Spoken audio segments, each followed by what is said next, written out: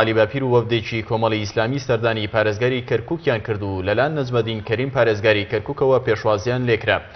لەم دیدارەدا مامۆستا علی باپیر دەستخۆشی لە پارێزگاری کەرکووک کرد کە بەردەوام هەوڵی ئەنجامدانی پرۆژەی خزمەتگوزاری بۆ هاوڵاتیان دەدات و کار دەکات بۆ تەبایی نێوان پێکاتەکان.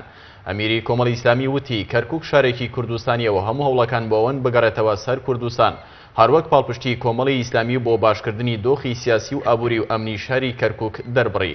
هەروەها وتی خەڵکی کەرکووک توانیان باورەی بەرزی خۆیان بەرگری لە شارەکان بکەن و ڕێیان نەدا کە داعش دەستی بەسەردا بگرێت. لە بەرامبەردا دکتۆر نەجمەدین کەریم پارێزگاری کەرکووک سوپاسی سەردانەکەی ئەمیری کۆمەڵی ئیسلامی بۆ کەرکووک کرد و ڕۆڵی کۆمەڵی ئیسلامی لە مەڕکێشەی کەرکووک و چارەسەری گرفتەکانی نێوان بەغداد و کەرکووکی بەرز نرخاند. ووتی کۆمەڵی ئیسلامی و مامۆستا علی باپیر ڕۆڵی گرنگیان هەبووە بۆ پشتیوانی داوەڕەوەکانی ئیدارەی شاری کەرکووک.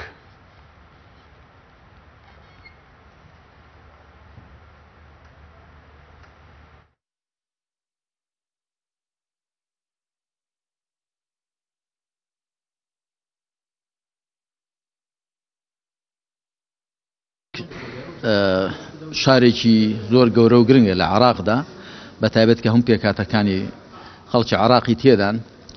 دیارێمە وەکو کورد هەموو کوردەکان کەرکووک لە سنووری جوغرافیای کوردستاندا دەبینن و بەڕاستی خەڵکی کەرکووکیش بەگشتی جێی دەستخۆشین، بە تایبەت دوای ئەوەی کە ئەو پەلامارەی داعش درا خەڵکی کەرکووک بەور ئاسا پڵنگ ئاسا لیان هاتنە دەست.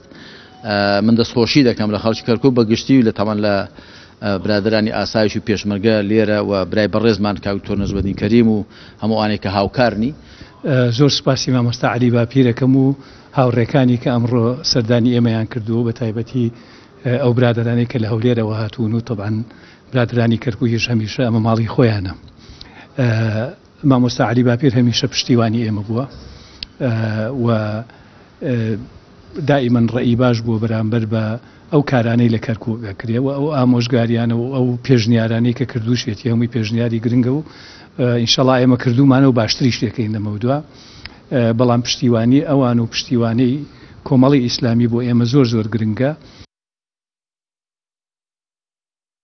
هەر لە درێژەی سەردانەکەی بۆ شاری کەرکووک دواتر ئەمیری کۆمەڵی ئیسلامی و وەفدی یاوەری سەردانی ئەنجومەنی پارێزگای کەرکووکیان کردو لەلایەن ڕێبوار تاڵەبانی سەرۆکی ئەنجومەنی پارێزگای کەرکووک و ژمارەیەک لە ئەندامانی ئەنجومەنەوە پێشوازی کران. مامۆستا علی باپیر دەستخۆشی لە هاوڵەکانی ئەنجومەنی پارێزگای کەرکووک کرد بۆ خزمەتکردن بە وڵاتیان و گەڕانەوەی موڵکی هاوڵاتیانی ڕەسەنی کەرکووک کە کاتی خۆی بەعز داگیری کردووە، ئێستا کێشەیان لەسرە.